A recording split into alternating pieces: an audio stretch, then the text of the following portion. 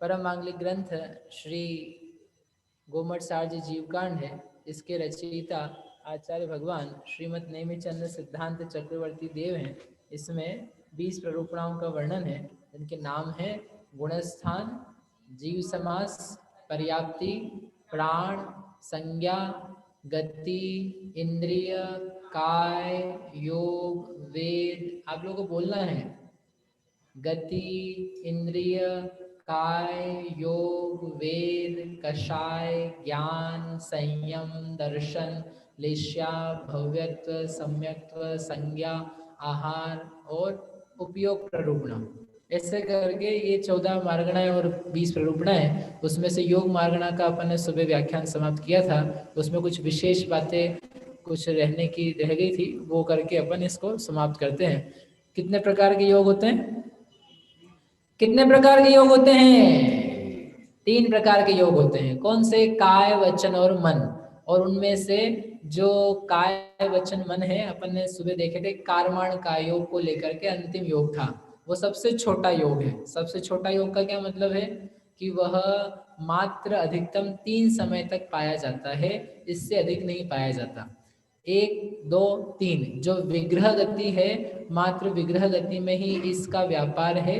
अन्य समय में कारमाण शरीर नाम कर्म का उदय भी रहता है, कारमाण वर्गणाओं का ग्रहण भी होता है, तथापि कारमाण कायोग नहीं पाया जाता, क्योंकि जब उसके सहयोगी समर्थ हो चुके हैं, औदारिक काय या वैक्रियक काय और वचन मन इत्यादि, तो फिर उसको काम करने की योग के रूप में जरूरत नहीं पड़ती है।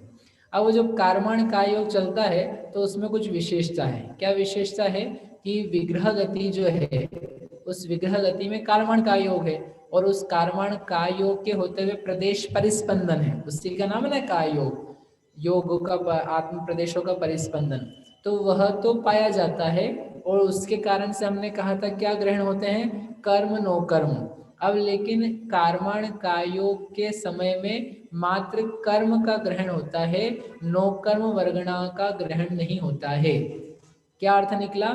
कर्म वर्गणा यानी जो 8 कर्म संबंधित वर्गणाएं हैं, उसका नाम है कर्म वर्गणा, जिससे कर्म बनते हैं, जिससे 8 प्रकार के कर्म के टाइप्स होते हैं। तो उस प्रकार की वर्गणाएं तो उस कारमाण कायोग के द्वारा ग्रहण करने योग्य रहती है, परंतु जो आहार वर्गणाएं हैं, जिससे ये शरीर बनता है, भाषाएं होती है, मन बनता है, इस प्रकार की जो वर्गणाएं हैं, उनका ग्रहण विग्रह गति में कारमाण कायोग के काल में नहीं होता है। इसलिए विग्रह गति में जीव को क्या बोला जाता है? अनाहारक। अनाहारक यानी आहारक नहीं है, आहार नहीं ग्रहण कर रहा है, मात्र कर्म ग्रहण कर रहा है। तो ऐसा क्यों होता है? कि कारमाण काय योग में उस प्रकार की शक्ति नहीं है उस योग में, जिससे वह नो कर्म को भी अट्रैक्ट कर सके।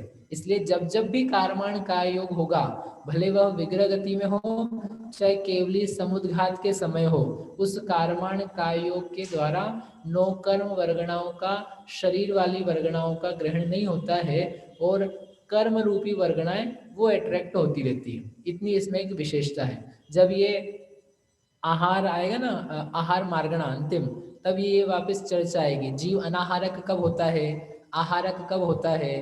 तो विग्रह गति को छोड़ करके, केवली समुद्घात के कारमाण समय को छोड़ करके, अयोग केवली स्थिति को छोड़ करके, सिद्धों को छोड़ करके, 4 चीजें, बाकी सब समय क्या रहता है? आहारक ही आहारक रहता है। आहारक रहना यानी कर्म का ग्रहण नहीं, आहारक यानी नो कर्म वर्गणाओं का ग्रहण, यानी औदारिक की, वैक्रिय की, आहारक की, भाषा की, द्रव्य मन की, इन वर्गणाओं को ग्रहण करते रहना, उसी का नाम है आहारक। इस प्रकार की ये विशेषता कारमाण काय योग संबंधित है। अन्य योगों के साथ क्या होता है? बाकी के जितने योग हैं, वचन के, मन के और शरीर संबंधित, उन सारे योगों के होने पर कर्म और नो कर्म दोनों का ग्रहण नियम से होता ही होता है। आप बच नहीं सकते उससे। यदि औदारिक काय है तो कर्म भी आ रहे हैं और शरीर की वर्गणाएं भी आ रही है। वैक्रियक है तो भी होगा, मिश्र है तो भी होगा, सत्य वचन होगा तो तब तो नहीं आएंगे ना कर्म। क्यों जी? सत्य बोलेंगे, सत्य वचन योग होगा, तब तो कर्म का ग्रहण नहीं होगा ना। अरे हाँ तो बोलो, होगा कि नहीं होगा? होगा। क्यों? एक सत्य वचन योग हो किसी जीव का तो कर्म का ग्रहण होगा एक, और कर्म का ग्रहण नहीं होगा दो। आप लोग क्या चाहते हो? एक उंगली उठ रही है अनेक लोगों की, क्योंकि अब अपन का योग मारना पड़ चुके हैं। एक एक एक एक एक। पद्मिनी जी बेंगलोर, आपकी उंगली नहीं है, मतलब अरे उंगली तो है, मतलब आपकी कहने का अर्थ आप दिखा नहीं रहे ऐसा। हाँ, ये सब हमारे बच्चे हंसने लग जाते हैं ऐसी ऐसी बात। व्यवहार सब तो जब पढ़ चुके हैं, मानते नहीं बातों को। बढ़िया। लगभग लोगों ने कहा एक, भैया होती है, उस वक्त कर्म का ग्रहण होता है। क्यों होता है? सत्य वचन बोलने पर। हाँ, सत्य वचन बोलने पर, जब सत्य वचन योग चल रहा है उस समय भी कर्म का आश्रव है, नो कर्म का आश्रव है। और जब असत्य होता है, बोला जाता है, असत्य वचन योग होता है जीव में, तब भी पाया जाता है। मनोयोग के साथ भी ऐसा, योग का काम ही यही है। योग इक्वल्स टू आश्रव, काय वांग मन कर्म योग स आश्रव। कितने संक्षेप में आचार्य देव ने बांध दिया वहां पर, और बस उसी का यहाँ पर अपने विस्तार से किस किस प्रकार के योग हैं, कैसे कैसे होते हैं, जीवन में किस प्रकार के वचन मन चलते हैं, कायों का निर्माण कैसे होता है, उस समय भिन्न भिन्न प्रकार के आत्म प्रदेशों की स्थिति क्या है, कितनी गहराई से सूक्ष्मता के साथ में बताया है। आप सोचो तो सही एक बार, कितना बढ़िया है। किसी किसी को लग रहा है क्या चले जा रहा है, ये क्या चले जा रहा है, हमने कल भी कहा था क्या नहीं चले जा रहा। आप देखो कितना अच्छा चल रहा है, किन किन बातों को हम जान रहे हैं जिनके लिए सोचा भी नहीं जा सकता था। इस प्रकार श्रेष्ठ जो 14 योग हैं उनके द्वारा कर्म नो कर्म दोनों का ग्रहण होता है। फिर एक प्रश्न था जो हमें सुबह ही लेना था, मैं रह गया था, फिर बाद में आया था। 5 प्रकार के शरीर होते हैं, औदारिक, वैक्रिक, आहारक, तेजस, कार्मण। उसमें से 4 प्रकार के शरीर संबंधित तो आपने क्या बताया? योग बताया, और 3 शरीर का मिश्र वाला भी बताया। लेकिन एक शरीर ने क्या बिगाड़ा था? तेजस शरीर ने क्या बिगाड़ा? तेजस शरीर संबंधी भी काय योग हो सकता है ना, ऐसा कहना चाहिए। तेजस काय योग, जैसे कार्मण काय योग कहा है वैसे तेजस कह लेते। तो उन्होंने कहा नहीं कह पाएंगे। क्यों नहीं कह पाएंगे? क्योंकि तेजस के अवलंबन से कोई प्रदेश परिस्पंदन नहीं होता है। जैसे कार्माण के अवलंबन से तो फिर भी कोई स्पेशल कंडीशंस में हो गया। कौन सी स्पेशल कंडीशन? विग्रह गति, नहीं तो उसको भी चांस नहीं था। विग्रह गति को छोड़ करके उसको भी अवसर नहीं मिल रहा था। बाकी सब जगह तो औदारिक हेल्प कर लेता है, वैक्रियक का अवलंबन हो जाता है, आहारक का हो जाता है, मन वचन का हो जाता है। तो वो जो बैकग्राउंड में कार्मण का योग है उसको तो अवसर नहीं था। अब जैसे तैसे उसका अवसर मिला, कहाँ पर? विग्रह गति में। अब वो कैसे दूसरे को अवसर दे? अब बेचारे कोई सिचुएशन ही नहीं बच रही है ना, नो अदर सिचुएशन जहाँ पर उसको अवसर मिल पाए। ये अपनी भाषा में अर्थ है।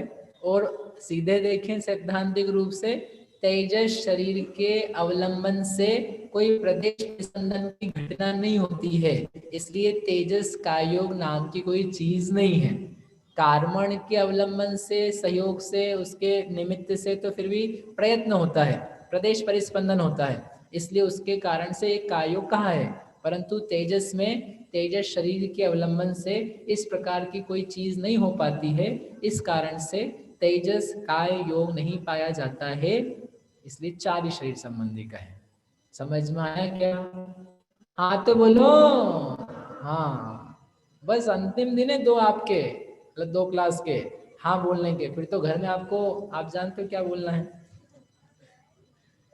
एक और प्रश्न, कार्मण मिश्र का योग क्यों नहीं है? औदारिक मिश्र है, वैक्रियक मिश्र है, और आहारक मिश्र है। एक और बना दो भैया, कौन सा? कार्मण मिश्र का योग, उसको ही बना दो। बना दें क्या? मेरे हाथ की चीजें जो बना दूं? ये कोई घर में रोटी सब्जी थोड़ी ना है जो कुछ ही बना सकते अपन। कार्मण मिश्र बनाने के लिए मिश्र किसके साथ करोगे? किसका मिश्र करोगे? वो तो दूसरे को हेल्प कर रहा था तो मिश्र हो रहा था उसके निमित्त से। अब कारमाण खुद अकेला असहाय हो, खुद काम करने में समर्थ ना हो, तो उसको कोई हेल्प करे, तो कौन हेल्प करेगा, कैसे करेगा, जरूरत क्या है? तो बोल रहा है जरूरत नहीं मुझे, आई एम अलोन सफिशिएंट, मैं अकेले ही काफी हूँ, मुझे किसी दूसरे को मिलाने की आवश्यकता नहीं है।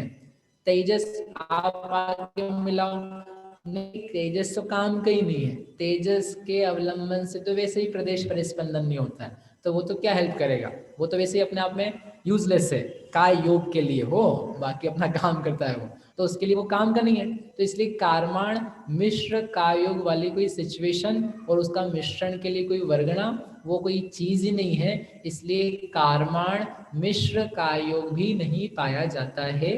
3 प्रकार के नौकर्म शरीरों के मूल और उनके मिश्र, ऐसे 3 दूनी 6, और एक कारमण नाम का जो कर्म शरीर है उसके निमित्त से प्रदेश परिस्पंदन होता है। ऐसा करके ये 7 प्रकार के कायोग यहाँ पर पूरे हुए, और इसी के साथ में काय मार्गना भी पूरी हुई। दिन के समय में आपने देखा ही था कितना अजब गजब लोग के मुंह खुले के खुले रह जाते थे, मैंने देखे अनेक बार अनेक बार, बस ऐसा क्या चल रहा है, कितना आश्चर्य। कई बार तो उनको आश्चर्य समाये तो इतना आश्चर्य, समझे आप बात को, नहीं समझ में इतना आश्चर्य लगा लोगों को। इसलिए दिन की क्लास जिसने मिस करी हो तो आपको आश्चर्यचकित होना हो तो आपको सुनना पड़ेगा। मैंने एक बहन से पूछा आज क्लास होने के बाद में दिन की कि क्यों, कैसा लगा? बोले पहली बार जब सुना था ना पिछले शिविर में, जब पढ़ाई थी, दूसरा वाला शिविर था, बोले तब तो कुछ भी नहीं समझ में आया था, आज मुझे पूरा समझ में आ गया। मेरे को इतनी खुशी हुई सुन करके कि यानी दूसरी बार सुनने पर समझ में आ जाता है। और पहली बार में उसको लग रहा था, उसने बोले उसके वाक्य यही थे कि पहली बार मैंने जब सुना था तो सोचा जाने दो इसको, जाने तो दो, बाकी सब तो समझ लिया है, अब ये थोड़ा वो थे, कोई बात नहीं, नहीं तो नहीं सही। लेकिन आज उसने सुना दूसरी बार तो बोले आज तो मुझे आ गया, फिट हो गया। वो वैक्रियक मिश्र का योग वाली क्या चीजें चल रही थी, बाकी किसी को आए चाहे नहीं आई हो, अपने को तो आ गई। आप चिंता मत करो, मेरे को काफी सारी चीजें आने में 5, 7, 6, 8 साल लगे। जो हमारी रेगुलर क्लास के लोग हैं उनको तो पता ही है कि हम कितने धीरे धीरे पढ़े हैं, कितने धीरे धीरे हमको चीजें आई है। मतलब ऐसा नहीं कि बस पढ़ा और आ गया, अपन कोई जादूगर नहीं है ना। चीजें जो वैक्रिक मिश्र का योग है ना, वो मुझको खुद को इस बार ही 2 महीने पहले समझ में आई है। इसलिए आपको यदि नहीं आ रही हो तो आप don't worry, it will take time but it will settle down. मुझे समझ में आया तो आपको जरूर आ जाएगा, मुझे नहीं आता तभी थोड़ा सा विश्वास दिलाना मुश्किल है। तो कहने का अर्थ ये था, दिन की क्लास में भी पूरे संचय और संख्याएं वो अपन ने कर ली है। इस प्रकार से एक काय मार्गना का जो विस्तृत प्रकरण था वो पूरा का पूरा हो गया।